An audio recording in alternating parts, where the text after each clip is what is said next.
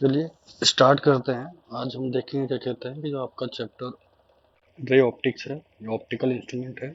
इसमें क्या कहते हैं, कौन कौन से टॉपिक आपको पढ़ने हैं दो 2022 के लिए, जो कि टॉपिक आपके लिए इम्पोर्टेंट है, और क्या क्या चीज़ कट हो गई है, और कट होने के बाद भी क्या क्या चीज़ें आपके लिए इम्पोर्टेंट हैं, हम उसके बारे में थोड़ी सी बात करेंगे। ठीक, अब इससे पहला तो इंट्रोडक्शन है, ये आप जरूर पढ़ लीजिएगा, ये इंपॉर्टेंट होगा आपके लिए, क्योंकि इसमें से आपके 1 मार्क्स के क्वेश्चन आपसे बनाए जा सकते हैं।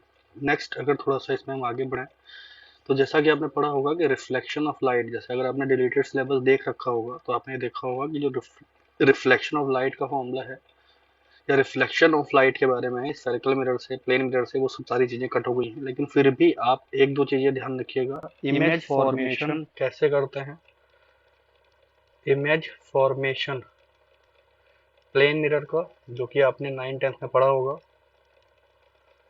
प्लेन मिरर का और स्फेरिकल का, ये आपको पढ़ना ही पढ़ना है, क्योंकि इसका आप यूज करेंगे जब हम ऑप्टिकल इंस्ट्रूमेंट पढ़ेंगे तो वहां पे इनका यूज है। और एक मिरर फॉर्मूला होता है, मिरर फॉर्मूला, ये भी आपके लिए क्या है, इंपॉर्टेंट है। ये आपका 1/f=1/v+1/u, ये जो फॉर्मूला है, इसको भी आप कोशिश करेंगे कि आपको ये याद रहे, ये भी आपके लिए हेल्पफुल रहेगा।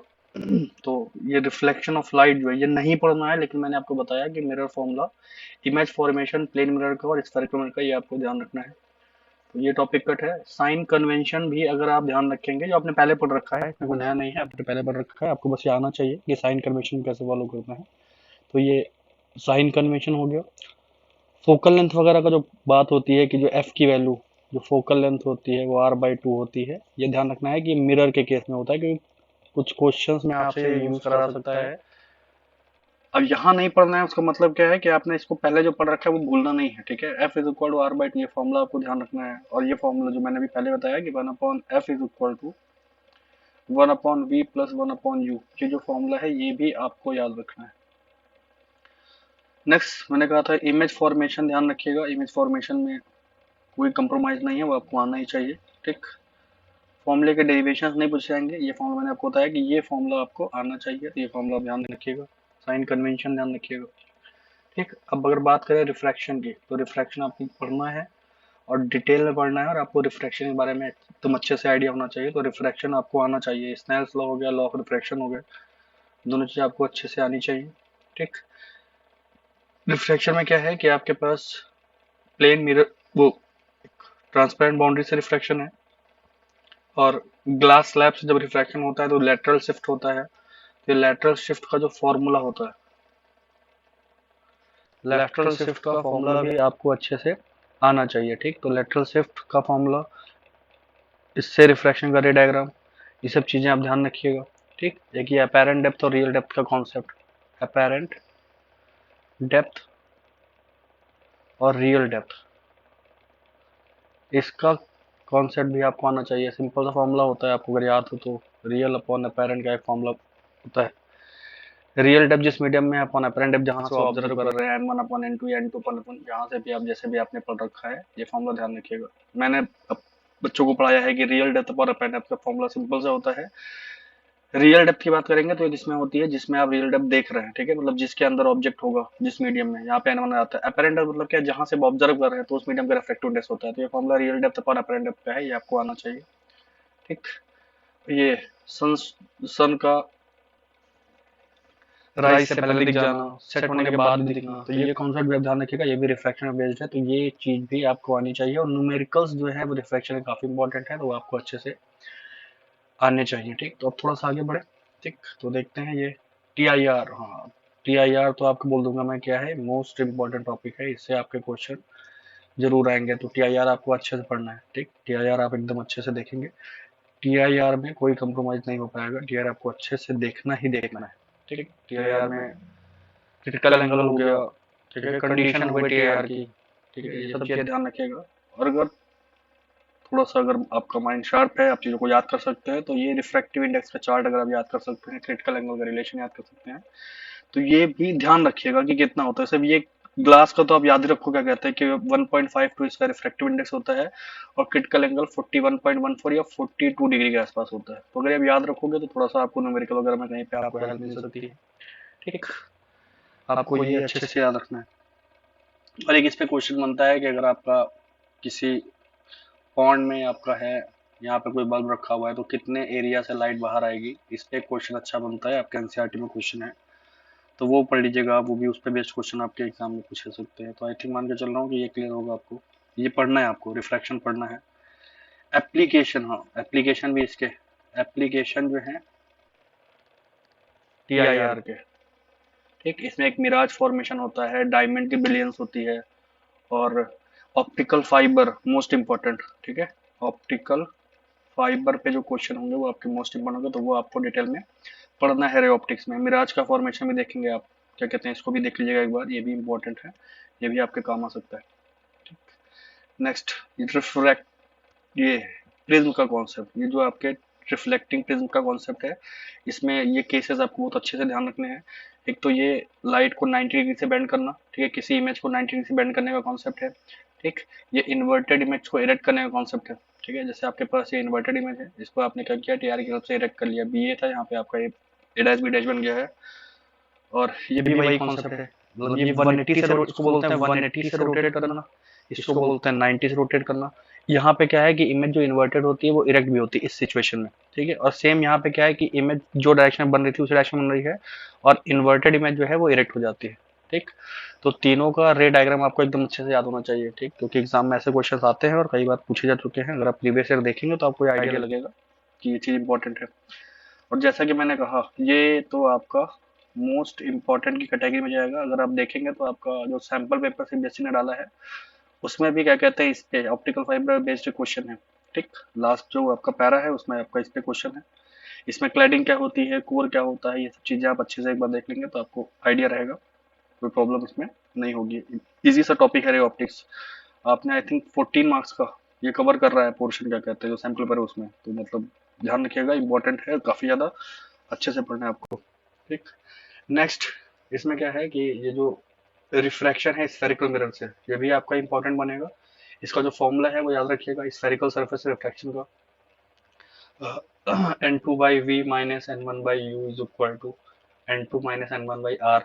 ये स्फेरिकल सरफेस रिफ्रैक्शन का फॉर्मूला है, ये फॉर्मूला आपको अच्छे से ध्यान रखना है।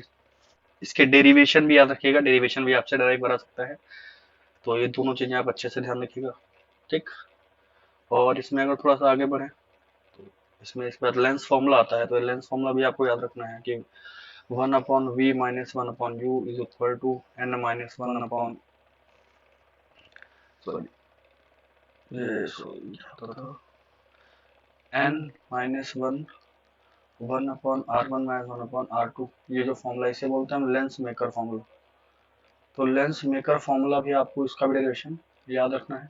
ठीक, लेंस मेकर फॉर्मूला और लेंस फॉर्मूला, एक आपके पास यहाँ पे लेंस फॉर्मूला भी होता है, तो लेंस फॉर्मूले का भी डेरिवेशन आपको याद रखना है कि 1/b माइनस 1/u जो होता है 1/f होता है।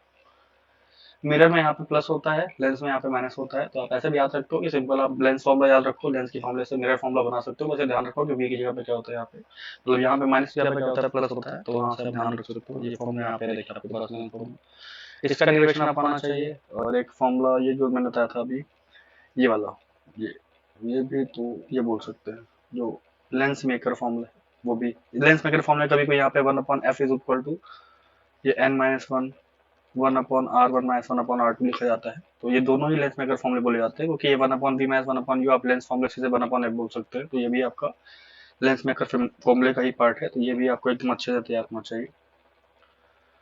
बाकी मैंने बताया ना, रे डायग्राम इंपॉर्टेंट ही है, चाहे वो मिरर का हो चाहे लेंस का हो, आपको रे डायग्राम आना चाहिए। वो ऑप्टिकल इंस्ट्रूमेंट जब आप पढ़ेंगे तो ऑप्टिकल इंस्ट्रूमेंट में काफी आपकी हेल्प करेगा। जब आप रिफ्लेक्टिंग पढ़ेंगे तो वहाँ पे आपको मिरर का, स्फेरिकल मिरर का रे डायग्राम आएगा, तभी आप उसका रे डायग्राम बना पाएंगे। और क्योंकि रिफ्लेक्टिंग टेलीस्कोप आपके सिलेबस में है, तो मान के चलिएगा रे डायग्राम आपको रिफ्लेक्शन वाला मिरर का और कर्व्ड सरफेस है दोनों का आना चाहिए, अदरवाइज आप को प्रॉब्लम हो सकती है एग्जाम में अगर कोई क्वेश्चन आ जाएगा। पावर ऑफ लेंस भी आपके सिलेबस में है, तो ये भी आपको पढ़ना ही पढ़ना है। P is equal to 1/f metre में होता है, तो ये फॉर्मूला सबने रटा होगा, आई थिंक मान के चल रहा हूँ मैं। ये फॉर्मूला है आपका। और इसके बाद का जो टॉपिक है कॉम्बिनेशन ऑफ लेंस, हाँ कॉम्बिनेशन ऑफ लेंस भी आपका ध्यान रखना है। कॉम्बिनेशन ऑफ लेंस जो टॉपिक है वो भी आपको पढ़ना है। ठीक, ये भी इंपॉर्टेंट है, ये आपके सिलेबस में है, तो ये ध्यान रखना है 1/f इज इक्वल टू क्या होता है 1/f1 प्लस 1/f2 होता है, लेकिन ये कब होता है, जब लेंसेज के बीच में आपने कोई गैप नहीं डाला है, इनके बीच में कोई डिस्टेंस नहीं है। जब डिस्टेंस होती है तो भी आपने पढ़ा होगा 1/f is equal to 1/f1 plus 1/f2 plus d/f1 into f2, ये फॉर्मूला होता है। ठीक है, d क्या है, लेंसेज के बीच का सेपरेशन होता है।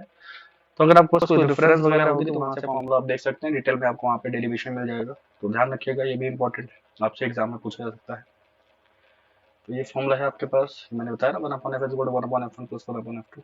अगर एग्जाम में क्वेश्चन आता है तो जरूरी नहीं है कि आप ये फॉर्मूला अप्लाई करें, मतलब ये फॉर्मूला अप्लाई करके भी सॉल्व कर सकते हैं, अदरवाइज आप सिंपल रे डायग्राम की हेल्प से भी कर सकते हैं क्वेश्चंस को। जैसे अगर आप कोई रेफरेंस ला के देखते हैं तो आप जरूरी नहीं है कि फॉर्मूला याद करें। जैसे इसका डेरिवेशन है ना, पहले लेंस के लिए आप फॉर्मूला लगा लो, पहले लेंस के लिए जो आपका इमेज बनेगा वो दूसरे लेंस के लिए ऑब्जेक्ट का काम करेगा, उसको ऑब्जेक्ट कंसिडर में सॉल्व कर लो, तो आपका वहां से भी आंसर आ जाएगा। एक पावर का फॉर्मूला भी आप ध्यान रखिएगा, जैसे 1/f is equal to 1/f1 plus 1/f2 plus 1/f3 dot dot fn होता है, वैसे ये पावर का होता है p is equal to p1 plus p2 plus p3 plus pn करके आप पावर की फॉर्मूले से वैल्यू निकाल सकते हैं।